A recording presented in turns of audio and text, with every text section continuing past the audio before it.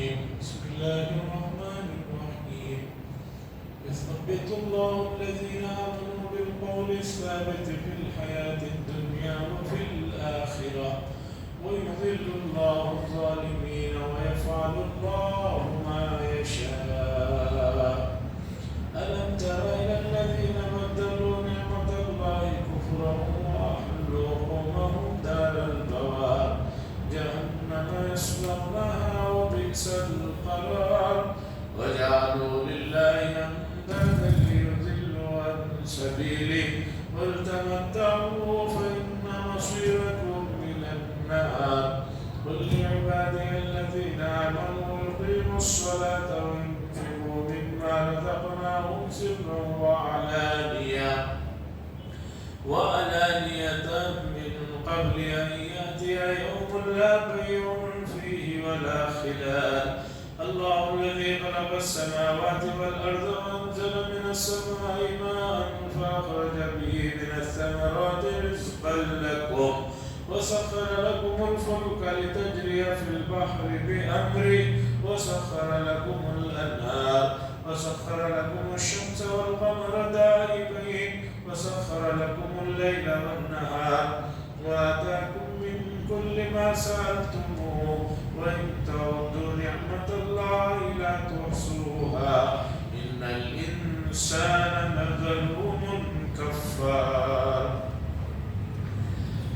حضرات، گزشتہ اتوار میں یہ مثال اللہ نے بیان فرمائی تھی کہ کلمہ طیبہ کی مثال ایسے ہے جیسے ایک درخت جس کی جڑیں زمین کے اندر بہت گہرائی میں ہونے کی وجہ سے مضبوط ہے اور جس کے اوپر کے حصے میں پھل مل رہے ہیں.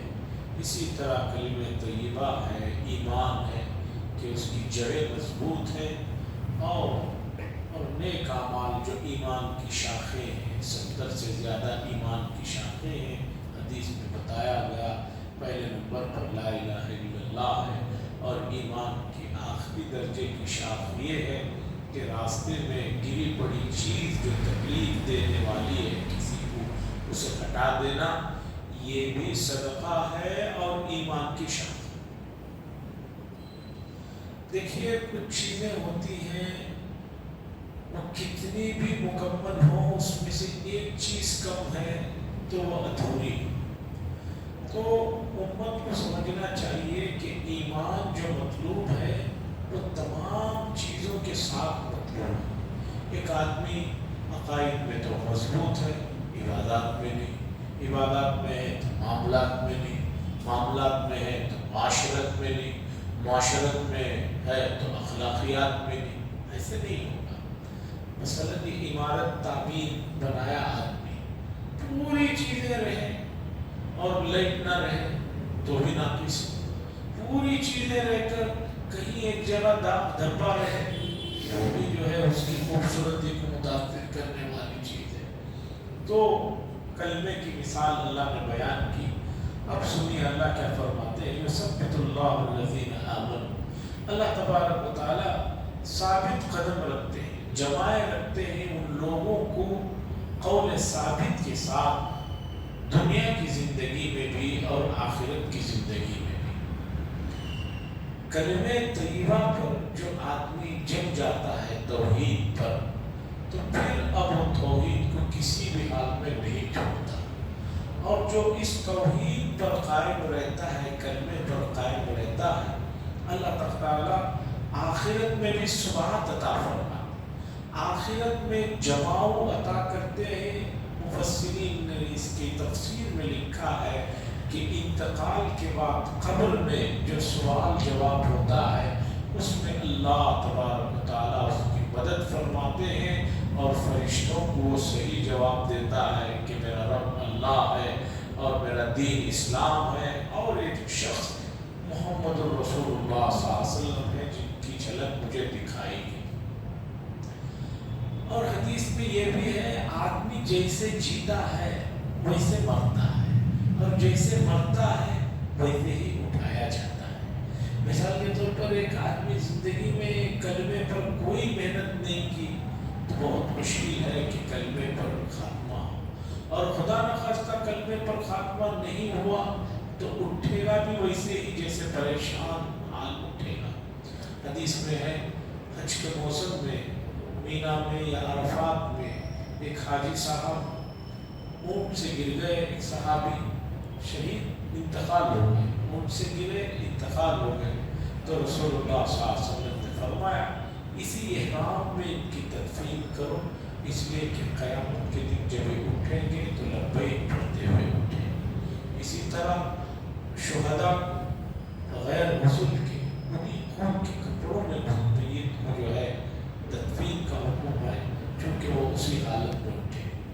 تو یہ آیت بڑی اہم ہے، اس میں اللہ بتا رہے ہیں قول ثابت پر اللہ جسے جماؤ عطا کرے ایمان والوں کو، ایمان کے طفیل میں دنیا میں بھی جماؤ عطا کرتے ہیں، کچھ بھی حالات ہوتے ہیں وہ ایمان سے ہاتھ دھو نہیں بیٹھتا۔ اور آخرت یعنی قبر کا جو سوال جواب کا مسئلہ ہے، اسی طرح عذاب کا مسئلہ ہے، اسی طرح وہاں پر روحانی لذات کا مسئلہ ہے، اس پر زمانے قدیم سے بہت سارے لوگوں کو اعتراض ہے۔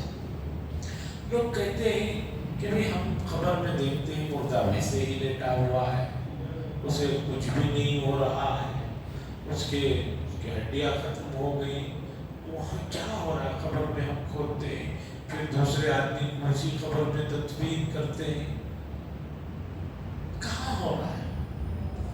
تو بتایا جاتا ہے، سمجھایا جاتا ہے کہ اصل روح ہے، روح کے ساتھ یہ معاملہ جڑا ہوا۔ آدمی کہتا ہے کہ بھی ہمیں وہاں روح بھی نظر نہیں آتی، بھی آدمی کی زندگی میں جب روح تھی تب بھی تو نظر نہیں آئی۔ ایک آدمی زندہ ہے، اس کے جسم میں روح ہے، ایک ایک حصے میں ہے، ایک ایک بال میں ہے، لیکن ہے کہاں؟ کس نے دیکھا؟ لیکن مانتے سب ہیں۔ اور اس سے بھی آسان مثال فقہاء نے بیان کی، ایک آدمی سو رہا ہوتا ہے، اچانک بھیانک خواب دیکھتا ہے، بہت اس میں کچھ ہو رہا ہے، چیخ مار کر اٹھ کر بیٹھ جاتا ہے۔ بازو بیٹھا ہوا آدمی پوچھتا ہے کیا ہوا؟ کہا نہیں بہت ہی بڑا خواب دیکھا ہوں، شیر آ گیا تھا، سانپ آ گیا تھا، خدا جانے کیا کیا آ گیا تھا۔ ارے یار تم تو یہی بیٹھے، تم کہاں بیٹھے تھے؟ یہی تو بیٹھے۔ اس وقت بھی اسے تکلیف ہو رہی ہوتی ہے، کچھ شعور ہوتا ہے، آدمی جب اٹھتا ہے تو پورا پسینہ پسینہ ہو گیا ہوتا ہے۔ عذاب قبر کے سلسلے میں آیات کے علاوہ بے شمار احادیث ہیں۔ جو لوگ عذاب قبر کے منکر ہیں وہ ان تمام آیتوں کو اور ان احادیث کا انکار کر رہے ہیں، تو ایمان سے چلے بیٹھیں گے۔ فرعون کا تذکرہ کرتے ہوئے اللہ نے فرمایا کہ فرعون کی قوم کو اور فرعون کو صبح میں بھی عذاب دیا جا رہا ہے، رات میں بھی عذاب دیا جا رہا ہے۔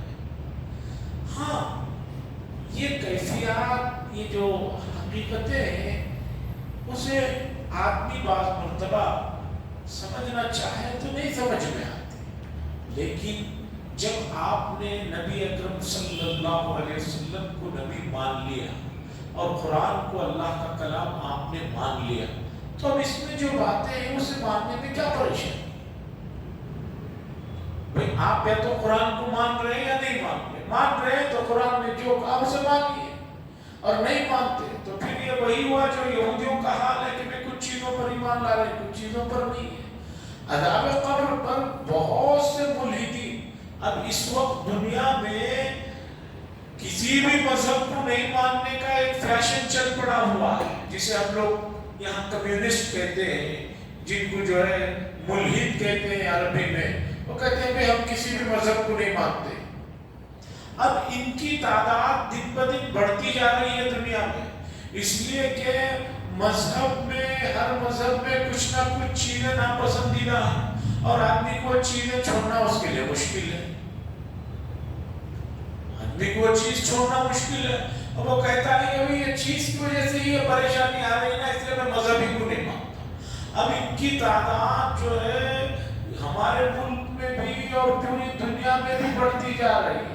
ان لوگوں کو اسلام کے بھی یہ عذاب قبر وغیرہ پر مسئلہ ان کی سمجھ میں نہیں آتا ہے، اور اسی طریقے پر ہر مذہب کی ہر کوئی چیزوں پر بھی ان کو بہت سارے جو اشکالات رہتے ہیں، لیکن الحاد کو رد کرنا کوئی مشکل نہیں ہے۔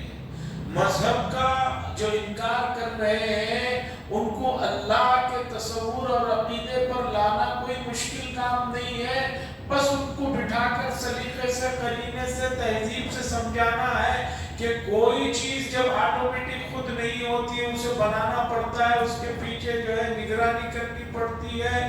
تو انسان اور یہ پوری کائنات خود بخود کیسے بن گئے، کیسے کام کر رہے ہیں، اس کا جواب دے دوں۔ جدید جتنے بھی مسائل ہیں جو اشکالات لوگ پیش کرتے ہیں، وہ کوئی جدید مسئلے نہیں، وہ پہلے زمانے سے چلے آ رہے ہیں، صرف نام بدل گئے ہیں، صرف نام بدل گئے ہیں۔ تو یہ آیت بتا رہی ہے کہ بھئی اللہ تعالیٰ کلمے پر جو لوگ دنیا میں رہتے ہیں ان کو قبر میں بھی کلمے پر جو ہے ان کا جماع عطا کرتے ہیں، وہاں سوال جواب دینے میں اللہ تعالیٰ ان کی رہنمائی فرماتے ہیں۔ اور عذاب قبر کے سلسلے میں احادیث اور وہاں کے سلسلے میں جو تفصیلات آئے ہیں وہ الگ لمبا موضوع ہے، وہ اس وقت مجھے نہیں سنانا ہے، اتنا بتانا ہے کہ عذاب قبر برحق ہے۔ جو اس کا انکار کرے وہ سمجھیے کہ قرآن کی آیتوں کا اور 70 صحابہ سے جو روایتیں مروی ہیں ان کا انکار کر رہا ہے۔ کس کیفیت سے ہوتی ہے، کیا ہوتی ہے، ہلکی سی میں نے جھلک اس کی بتا دی، اس سے آپ سے وَيَذِلُّ اللَّهُ الظَّالِمِينَ، اور اللہ تبارک و تعالیٰ جو ظالم لوگ ہیں ان کے لیے کیا کرتے ہیں کہ ان کی گمراہی کے لیے وہ جس راستے میں چل رہے ہوتے ہیں ان کو چھوڑ دیتے ہیں۔ وَيَفْعَلُ اللَّهُ مَا يَشَاءُ، اور اللہ تبارک و تعالیٰ جو چاہتے ہیں وہ فرماتے ہیں۔ اللہ کی جو مرضی ہے، اللہ جو چاہتے ہیں اسے کر گزرتے ہیں، ان کے لیے کوئی مجبوری اور محتاج ہی نہیں۔ أَلَمْ تَرَ إِلَى الَّذِينَ بَدَّلُوا، کیا آپ نے نہیں دیکھا ان لوگوں کو جنہوں نے اللہ کی نعمت کو بدل ڈالا کفر میں؟ اللہ نے اسلام جیسی عظیم دولت دی تھی، انہوں نے اسلام کو چھوڑ کر کفر کو اپنا لیا، اسلام کو چھوڑ کر کفر کو اپنا لیا۔ وَأَحَلُّوا قَوْمَهُمْ دَارَ الْبَوَارِ، اور انہوں نے اپنی قوم کو لے گئے خسارے کی جگہ میں۔ مکے کے جو بڑے بڑے سردار تھے انہوں نے اپنے ماتحت لوگوں کو ایمان میں داخل ہونے نہیں دیا، کفر میں بدلا اور کفر کے ساتھ لے کر گئے ایک بربادی کے گھر کی طرف۔ کیا ہے وہ؟ جہنم۔ جہنم ہے جہاں یہ لوگ لے کر جا رہے ہیں، یصلونہا، اور بہت وہاں پر ان کو جو ہے چلایا جائے گا، وہ بئس القرار، اور بہت ہی برا ٹھکانہ ہے جہنم۔ وَجَعَلُوا لِلَّهِ، اور ان لوگوں نے بنایا اللہ کے لیے شریک، پارٹنرز۔ ان لوگوں نے جو کفر میں مبتلا ہے، شرک میں مبتلا ہے، انہوں نے اللہ کے لیے بہت سے پارٹنرز بنا لیے، شریک کر لیا، لِيُضِلُّوا عَن سَبِيلِهِ، تاکہ لوگوں کو سیدھے راستے سے گمراہ کر دے۔ قل، اے نبی صلی اللہ علیہ وسلم کہہ دیجئے، تمتعوا، تھوڑے دن مزے کر لو، تھوڑا عیش و آرام کر لو، فَإِنَّ مَصِيرَكُمْ إِلَى النَّارِ، تمہارا ٹھکانہ جو ہے وہ جو ہے آگ ہی ہے۔ قُلْ لِعِبَادِيَ الَّذِينَ آمَنُوا، کفار کا تذکرہ ہوا، اب مومنین کے تذکرہ ہو رہا ہے۔ قل، اے نبی صلی اللہ علیہ وسلم کہہ دیجئے میرے بندوں سے، اللہ کا دیکھیے انداز دیکھیے کہ بندوں کے لیے اپنی طرف نسبت کر رہے، لِعِبَادِيَ الَّذِينَ آمَنُوا، میرے بندوں سے کہہ دیجئے۔ بعض لوگ صرف کوئی بڑا آدمی کوئی جملہ کہہ دیتا ہے تو خوش ہو جاتے ہیں، یا رب العالمین ہم لوگوں کو کہہ رہے ہیں کہ میرے بندوں سے کہہ دیجئے جنہوں نے ایمان لایا، یقیموا الصلاۃ، نماز کو قائم کرو، وَيُنْفِقُوا، اور خرچ کرو جو کچھ کہ ہم نے تمہیں دیا ان کو دیا ہے، سرًا وعلانیہ، کبھی چھپا کر بھی اور کبھی دکھا کر بھی۔ شریعت جو ہے جو چیزیں فرائض کے درجے کے ہوتے ہیں ان میں چاہتی ہے کہ اسے اظہار بھی کیا جائے، वअलानिया, और कभी अल्लाह के रास्ते में छुपा कर भी दो, किसी को पता न चले। मिन क़ब्ल अन यातिया यौमुन ला बैउन फीहि वला खलाल, उस दिन के आने से पहले पहले, जिस दिन न कोई खरीदो फरोख्त होगी और न कोई और चीज वहां पर ऐसी होगी कि जो है उसे जो है किया जाए। यानी आखिरत के दिन आने से पहले पहले, और हर आदमी का आखिरत का दिन उसकी मौत से शुरू हो जाता है। उसकी मौत आते ही उसके लिए आखिरत के मराहिल शुरू हो जाते हैं, बल्कि नज़ा से ही आलम बदल जाता है। तो उससे पहले पहले कर लो, उसके बाद करोगे न उसका एतबार है न मुकाबिले कबूल है। कोई आदमी मरज़ुल वफ़ात में कहे कि मेरी पूरी जायदाद मस्जिद को दे दो, शरीयत कहेगी नहीं, तुम अपने वारिसीन को महरूम करने के लिए कह रहे हैं। तुम्हें अगर इतना ही अल्लाह के रास्ते में खर्च करने का शौक था, जब तंदुरुस्त थे, तुम बीमार नहीं थे, तब करते। अब जब देखा है कि बिस्तर पर पड़ गया हूँ, डॉक्टरों की खुफिया बात सुन लिया है कि 10-12 घंटे के मेहमान हैं, अब कहता है कि ये उधर दे दो, ये इधर दे दो। शरीयत कहती है कि सिर्फ 1/3 में काम चलेगा। 1 लाख रुपए छोड़ा है तो कहेंगे 1/3 33,000 रुपीज जो है उसमें तुम्हारी वसीयत मानी जाएगी, बाकी पैसे जो तुम्हारे वारिसीन है उनको दिया जाएगा।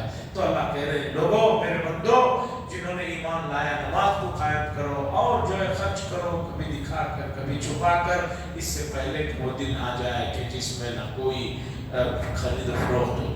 अल्लाहुल्लज़ी, अल्लाह अपने एहसानात को गिनाते हैं। अल्लाहुल्लज़ी, अल्लाह वो ज़ात है जिसने आसमानों को पैदा किया और ज़मीनों को पैदा किया। व अंज़ल मिनस समा, और आसमानों से अल्लाह ने पानी को उतारा। फ़अख़रज बिही मिनस समराति रिज़्क़न लकुम, और अल्लाह ताला ने आसमान से जो पानी उतारा उसके ज़रिए से उसने जो फलों को निकाला तुम्हारे लिए खाने के लिए। आसमान से बारिश, और बारिश में जो पानी होता है उसकी क्या फ़वाइद हैं, क्या उसकी ये मालूम है। वसख़र लकुमुल फुल्क, और चलाया तुम्हारे लिए कश्तियों को, और कश्तियों को क्या किया अल्लाह तबारक व तआला ने, तुम्हारे लिए मुसख्खर कर दिया, तुम्हारे अंडर में दे दिया। तुम उसके जैसे चाहो उसे जो है समंदरों में उसके हुक्म से चलाओ। इतनी बड़ी कश्ती, जरा सोचिए, समंदर में चल रही है, वो भी ऐसी जगह कि जहां नॉर्मल कोई चीज डाली जाए तो समंदर के अंदर पानी में चले जाती है। इतनी बड़ी कश्तियां जो समंदर में चल रहे हैं, ये अल्लाह ने मुसख्खर किया है। वो सख्खर लकुमुल अनहार, और अल्लाह तबारक व तआला ने दरियाओं को भी तुम्हारे लिए मुसख्खर कर दिया है, तुम्हारे मातहत दे दिया है, ताकि तुम उससे जो चाहे फायदा उठाओ। और समंदर से जो लोग फायदे उठा रहे हैं, जो उस पर काम कर रहे हैं और जो वहाँ की हकीकतें बताते हैं, वो बिल्कुल जो है सुनकर आदमी दंग रह जाता है। मेरे एक साथी पढ़ने के ज़माने में हमारे साथ उमरपुरा में थे, उसके बाद 2-3 साल बाद आए उम्रे पर। मैंने कहा क्या हुआ? उन्होंने कहा कि मैं फौज में हूँ, फौज में मैं रहता हूँ। मैंने कहा क्या ड्यूटी है? कहा समंदरी जो जहाज़ें हैं उसमें ड्यूटी है। और उन्होंने बताया जो जहाज़ ऊपर चलते हैं उसके अलावा समंदर के तकरीबन 60 किलोमीटर नीचे चलती है, उसे कुछ कहते हैं मरीन, कुछ कहते हैं सबमरीन कहते हैं, उसमें मेरी ड्यूटी है। तो उन्होंने बताया कि 6-6 महीने तक हम लोग समंदर के गहराइयों में रहते हैं। वहाँ से आते हैं पेट्रोल लेकर जो है अरब मुल्कों से, फिर अपने मुल्क को जाते हैं। फिर उन्होंने बताया कि भाई अल्लाह का क्या निज़ाम है, क्या होता है। तो सोचिए कि अल्लाह ने दरियाओं को जो है मुसख्खर कर दिया। दरियाओं की गहराई का भी सही इल्म आज तक किसी को नहीं। बाज़ हिस्से दरियाओं के ऐसे हैं कि उसकी गहराई कितनी है अल्लाह बेहतर जानते हैं, अभी तक वहां तक नहीं पहुंच पाए। और समंदर के अंदर जो खजाने हैं और जो जो चीजें हैं उस पर खास तौर पर उधर के मुल्कों में जो काम हो रहा है, कर रहे हैं, ये सब बहुत बड़ा काम है। और दूसरी बात, سمندروں کے ساتھ چاند کا جو رشتہ ہے اسے بھی سمجھنے کی ضرورت ہے۔ آپ کو معلوم ہونا چاہیے کہ چاند کی تاریخوں کو ہم تو سال میں 2 مرتبہ پریشانی سے دیکھتے ہیں، کب رمضان شروع ہو رہا ہے، کب جو عید آ رہی ہے، بقرعید آ رہی ہے۔ باقی ناسا والے مستقل چاند کی تاریخوں میں لگے رہتے ہیں، کب چاند جو ہے نیا اتر رہا ہے، کب ختم ہو رہا ہے۔ میں نے پوچھا کیوں، تو بتایا گیا کہ چاند کی تاریخوں سے سمندر پر بڑا گہرا اثر ہے، اس کی موجوں پہ وغیرہ، چونکہ بڑے بڑے ملکوں کی بڑی بڑی جہازیں بڑا بڑا سامان لیے ہوئے سمندر میں رہتے ہیں، تو وہ ان تاریخوں کو جاننا ان کے لیے بہت ضروری رہتا ہے تاکہ سمندر میں کوئی حادثہ نہ پیش آئے۔ وسخر لكم الانہار، اللہ نے جو ہے دریاؤں کو بھی تمہارے لیے مسخر کر دیا۔ لوگ دریاؤں میں کتنی نیچے جا رہے ہیں، کیا کیا کر رہے ہیں، وہ سب تفصیلات آپ سمجھیں گے تو اندازہ ہوگا کہ ایسی جگہ میں انسان، ایسے جانور جہاں دریاؤں میں رہتے ہیں جو ہے جاتا ہے، وہاں سے فائدے اٹھاتا ہے۔ وسخر لكم الشمس والقمر دائبین، اللہ فرماتے ہیں اور ہم نے تمہارے لیے سورج کو اور چاند کو مسلسل سفر کرنے والا بنا دیا۔ چاند اور سورج دائماً مسلسل سفر کر رہے ہیں، رک نہیں رہے ہیں۔ کب دنیا قائم ہوئی اللہ بہتر جانتے ہیں۔ سائنس کے بعد لوگ بتاتے ہیں 1 لاکھ کروڑ سال اور خدا جانے جتنی بھی مدت ہے۔ آپ دیکھیے کہ یہ دونوں مسلسل سفر کر رہے ہیں اور کتنا پرفیکٹ سفر کر رہے ہیں۔ آپ ذرا دیکھیے کہ آج 28 جولائی کو سورج صبح میں بنگلور میں 6:04 پر نکلا ہے، تو گزرے ہوئے 200 سال پہلے کی تاریخ اٹھا کر دیکھیے کہ بنگلور میں 28 جولائی کو سورج صبح 6:04 پر ہی نکلا ہے، اور آگے 500 سال تک بھی اگر دنیا رہی اور قیامت سورج نہ ڈوبا مغرب میں، تو سمجھیے کہ 28 جولائی کو 6:04 پر ہی نکلے۔ نماز کے اوقات کو آپ دیکھ لیجئے، ایک بنا کر رکھ دیے ہیں زندگی بھر کے لیے، ہر سال نیا نہیں بنایا جاتا کیلنڈر کی طرح۔ اوقات الصلاۃ کا جو نظام ہے وہ ایک مرتبہ بنا کے رکھ دیے، ہر سال نیا اوقات الصلاۃ نہیں بنایا جاتا، جو ہے وہ رکھا ہوا ہے، زمانوں سے رکھا ہوا ہے، اس لیے کہ اللہ نے چاند کو اور سورج کو جو ہے تمہارے لیے سفر کرنے والا بنا دیا تاکہ تم اس سے فائدہ اٹھاؤ۔ وَسَخَّرَ لَكُمُ اللَّيْلَ وَالنَّهَارَ، اور تمہارے لیے اللہ نے رات اور دن کو بھی جو ہے تمہارے ماتحت کر دیا کہ رات دن سے فائدہ ہوتا۔ اگر رات نہ ہوتی تو کتنے مسئلے ہوتے، آدمی کتنا بھی تھکا ہوا کیوں نہ ہو، رات میں جب اسے جو ہے ایک سونے کا مسئلہ رہتا ہے، سو کر اٹھتا ہے، پھر صبح میں ریفریش ہوتا ہے اور اپنے جو ہے کام دام جاتا ہے، اور اسی طرح مسلسل چلتا رہا نظام تو بڑے مسائل آتے۔ اللہ نے کہا رات اور دن کو اللہ تبارک و تعالیٰ نے تمہارے لیے بنایا۔ وَآتَاكُم مِّن كُلِّ مَا سَأَلْتُمُوهُ، اور دیا اس نے جو کچھ تم نے مانگا، اگر وہ چیز تمہارے مناسب ہے تو اللہ نے وہ تمہیں عطا فرمایا۔ وَآتَاكُم مِّن كُلِّ مَا سَأَلْتُمُوهُ، اور دیا اس نے جو کچھ جو تم نے مانگا، اگر وہ تمہارے حق میں مناسب ہے تو اللہ نے کہا کہ ہم نے وہ تمہیں دے دیا۔ وَإِن تَعُدُّوا، اب سنیے اللہ کیا فرماتے ہیں، اور اگر تم اللہ کی نعمتوں کو شمار کرنا چاہو، گننا چاہو کہ بھی اللہ نے کیا کیا نعمتیں دی، کتنی دی ہیں، لا تحصوها، اللہ کہہ رہے ہیں کہ تم گن نہیں سکتے، شمار کر نہیں سکتے۔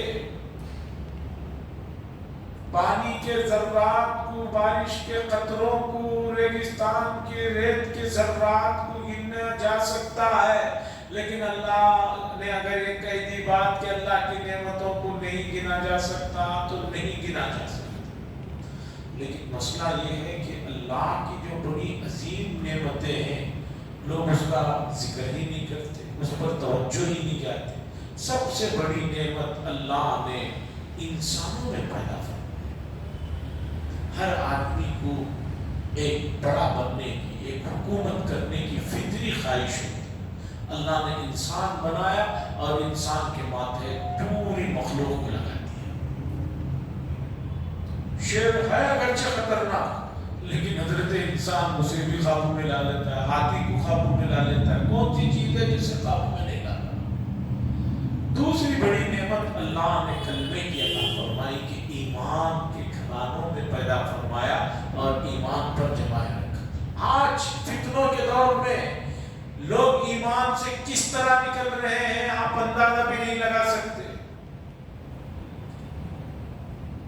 آج کی بات چھوڑیے، آج سے 20 سال تقریباً پہلے کی بات اٹھائیے کہ دنیا میں سب سے بڑا مسلمانوں کا ملک انڈونیشیا تھا، اس پر اتنا عیسائیوں نے محنت کی، کئی جزیروں میں صرف عیسائی ہو گئے تو انڈونیشیا کا ایک ٹکڑا کاٹ کر ان کو دے دیا، اور جو لوگ عیسائی ہوئے ہیں وہ مسلمان تھے۔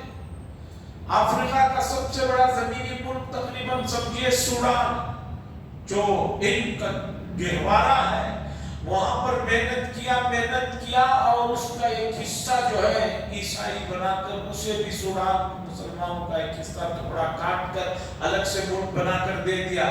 باقی حصے میں بھی امن سے نہیں ہے، باقی حصہ بھی جو اس وقت ہے مسلسل جنگیں چل رہی ہیں، مسلسل ہنگامے۔ تو اللہ نے ایمان کی دولت دی، اور سب سے بڑی، اس سے بڑی نعمت رسول اللہ صلی اللہ علیہ وسلم کے جو ہے امت میں پیدا فرمایا۔ پھر اس کے بعد ہم یہاں مسجد میں بیٹھے ہیں، یہ اللہ کی نعمت ہی تو ہے کہ اس نے اتنی دیر اس کے گھر میں بیٹھنے کی، اس کے کلام کو سننے کی توفیق نصیب فرمائی۔ اور اللہ سے جو محبت ہے، تعلق ہے، آدمی کوئی بات ہوتی ہے تو تھوڑی دیر کے لیے ڈر بھی جاتا ہے، پھر تھوڑی دیر کے لیے اللہ کی ذات سے امید بھی قائم ہو جاتی ہے۔ جن کو امید ختم ہو جاتی ہے، ایسے لوگ بڑے بد نصیب ہیں، ایسے لوگ خودکشیاں کر لیتے ہیں۔ ہر آدمی حالات سے گزرتا ہے، لیکن اللہ کی ذات سے جو امید ہے، تعلق ہے، یہ نعمت بھی تو اللہ نے عطا فرمائی۔ لا تحصوها، اللہ فرماتے ہیں کہ اللہ کی نعمتوں کو گننا چاہو تو تم گن نہیں سکتے۔ ان الانسان لظلوم کفار، بے شک انسان جو ہے بڑا ظلم کرنے والا ہے، بڑا ناشکرا ہے، کفار بڑا ناشکرا ہے۔ جو نعمتیں ہیں ان کی قدر نہیں کرتا، جو چیز نہیں ہے مثال کے طور پر اس کے پاس، وہ اسی کا رونا روتا ہے، اسی کو یاد کرتے رہتا ہے۔ بھئی جو چیزیں ہیں اس پر تو شکر ادا کیجئے، جو نہیں ہے آپ کے پاس، آپ سوچئے کہ جو چیزیں آپ کے پاس ہیں اتنی چیزیں دوسروں کے پاس ہیں یا نہیں، وہ سوچئے۔ حدیث میں ہے کہ جس آدمی کو ایک وقت کا کھانا ملے اور دوسرے وقت کے کھانے کا انتظام ہو اور اسے صحت ہو، سمجھو کہ وہ بہت بڑی نعمت میں ہے اور بہت بڑی عافیت میں ہے۔ آپ ایسی بے شمار چیزیں ہیں۔ پیر ذوالفقار صاحب نقشبندی نے لکھا ہے، ڈاکٹر کا واقعہ شاید پہلے بھی میں کبھی سنایا، انسان کے یہاں پر، اس جگہ پر ایک نان ریٹن وال ہوتا ہے۔ ہم جب سوتے ہیں تو پیٹ کی چیزیں باہر منہ سے نہیں آ جاتی، تکیے پر سوئیے، بغیر تکیے کے سوئیے، نہیں آ جاتی۔ امریکہ میں ان کو ایک ڈاکٹر ملے، خود بہت بڑے ڈاکٹر اور سرجن، انہوں نے بتایا کہ کسی وجہ سے میرا یہاں کا آپریشن ہوا تو وہ نان ریٹن وال جو اللہ کی طرف سے نظام ہے، کاپیری کا پانی کے لیے جو گھروں میں سمپوں میں لگایا جاتا ہے کہ پانی آ رہا ہے، جب پانی بند ہو جاتا ہے تو پانی واپس نہیں جاتا، اس طرح نان ریٹن وال یہاں جو ہے وہ ان کا جو ہے ناکارہ ہو گیا ہے۔ تو انہوں نے بتایا، ان ڈاکٹر صاحب نے پیر ذوالفقار صاحب کو، گزشتہ 10 سال سے میں کرسی پہ بیٹھ کر سوتا ہوں، اس لیے کہ اگر میں لیٹا تو جو کچھ پیٹ میں ہے باہر آ جاتا ہے۔ آپ نے کبھی سوچا کہ لیٹ کر سونے کی جو نعمت اللہ نے آپ کو دی ہے وہ کتنی بڑی نعمت ہے؟ ایسے بے شمار واقعات ہیں۔ قرآن کی یہی آیت اسی صورت میں اگلے پارے میں بھی آئے کہ وہاں بھی نعمتوں کا احساس دلاؤں گا، اس لیے اللہ نے جو اسی صورت میں پہلے مضمون گزرا ہے، لَإِن شَكَرْتُمْ لَأَزِيدَنَّكُمْ، اگر تم میرا شکر ادا کرو گے تو میں ضرور بھی ضرور تمہیں اور زیادہ عطا کروں گا، اور جو ہے ناشکری کرو گے تو جو ہے انکار کروں گا۔ اور شکر ادا کرنے کا جو بہترین طریقہ ہے جو ہمیں رسول اللہ صلی اللہ علیہ وسلم نے بتایا के हर मौके की जो दुआएं हैं आदमी उन्हें याद कर ले और उसके तर्जुमे और मफहूम पर तवज्जो दे तो उससे शुक्रिया का जो है इजहार होते रहता है। मिसाल तौर पर एक आदमी पेशाब बैतुल खाला से बाहर निकलता है, उसे मालूम ही नहीं कितनी बड़ी नेमत उसे मिली। रसूलुल्लाह सल्लल्लाहु अलैहि वसल्लम ने फरमाया पेशाब बैतुल खाला से निकलो तो कहो अल्हम्दुलिल्लाहिल्लज़ी अज़हब अन्निल अज़ा व आफ़ानी। तमाम तारीफें अल्लाह के लिए है जिसने मुझसे तकलीफ दे चीज को, गंदी चीज को दूर किया, वो आफानी और मुझे सुकून दे। पेशाब नहीं हो रहा, कितना बड़ा मसला है। मौलाना याद साहब भटकली ने लिखा है, सीरत की एक किताब में एक मजमून उन्होंने लिखा है, उसमें उन्होंने जिक्र किया मौलाना रियाजुर रहमान साहब के वाक़े का। हज़रत मौलाना सैयद रियाजुर रहमान साहब रशादी जो सिटी जामा मस्जिद के इमाम खतीब थे, उनका इंतकाल हो गया, अल्लाह मग़फ़िरत फरमाए। उनको किडनी बदलाई गई थी, किडनियाँ फेल हो गई थी, तो उनको किडनियाँ ट्रांसलेशन किया गया था। तो इलियास साहब भटकली ने सीरत की किताब में मौजू लिखा है कि जिन नेमतों का आपने कभी सोचा भी नहीं वो कितनी बड़ी नेमत है। तो उन्होंने वाकया लिखा कि उनको मौलाना रियाजुर रहमान साहब ने बताया कि किडनियां बदलने के बाद पेशाब का होना उस ऑपरेशन के लिए बहुत जरूरी है सक्सेसफुल होने के लिए। अगर पेशाब नहीं हुआ किडनी बदलाने के बाद तो समझिए कि वो ऑपरेशन नाकाम हो चुका है, किडनियां वो काम नहीं कर रही। और उन्होंने लिखा है, वो काफी साल पहले का उन्होंने वाकया लिखा है कि उस जमाने में पेशाब होने के लिए जो इंजेक्शन दी गई थी उसकी कीमत 1 लाख रुपए से ज्यादा की थी। इसको वाकये को उन्होंने रियाजुर रहमान साहब से सुनकर उन्होंने वाकये को लिखने के बाद मजमून में आगे लिखा है कि जरा सोचो आदमी रोजाना 5-7 मरतबा बेतकल्लुफ जाता है, इस्तिंजा करके निकल जाता है, कितनी बड़ी नेमत है कि वहाँ उनको सिर्फ इस्तिंजे के चंद कतरों के लिए 1 लाख से ज़ायद की महंगी इंजेक्शन दी गई थी। वही तो नेमतुल्लाह ला तुहसूहा, अल्लाह की नेमतों को गिनोगे तो जो है कभी भी तुम नहीं गिन सकते। बेशक इंसान जो है बड़ा ही अपने जो है जुल्म करने वाला, नहीं समझने वाला और इनकार करने वाला है। आगे अल्लाह तबारक व तआला ने मक्का मुकर्रमा में चूँकि यहूद जो कुफ़ार मुशरिकीन रहते थे उनके लिए इब्राहीम अलैहिस्सलाम का नाम और उनके बारे में उनको अक़ीदत थी। यहाँ से अल्लाह तबारक व तआला ने काबतुल्लाह को बनाने का, वहाँ जो उन्होंने दुआएं की थी उनके सिलसिले को शुरू किया है। तो मज़मून आगे चलेगा। अल्लाह से दुआ फरमाए अल्लाह तबारक व तआला अल्लाह की नेमतों की कदरदानी करने की तौफीक नसीब फरमाए और खुसूसी तौर पर दुआ फरमाए एक तो कर्नाटक के बहुत से इलाकों में और पूरे मुल्क में भी, महाराष्ट्र पूरे मुल्क में सैलाब की वजह से बहुत हालत नागुफ्ता भी है। गाँव के गाँव मिट गए हैं, ख़त्म हो गए हैं और उन लोगों की फिर बाज़ियाबी का जो मसला है, अगर अल्लाह की रहमत ना हो तो उनका मसला हल होने वाला नहीं है। तो दुआ करें अल्लाह उनका मामला फरमाए और इस मुसीबत में उनका जो कुछ नुकसान हुआ है अल्लाह उसका नेमत बदल अता फरमाए। और दूसरा, बेशुमार लोग फिलहाल बेंगलुरु शहर में डेंगू बुखार ने बहुत से लोगों की कमर तोड़ दी है। बड़े बड़े लोग अस्पतालों में तंदुरुस्त सब, लेकिन देखिए कि वो प्लेट्स कम हो जाना भी इंसान के लिए नुकसान है।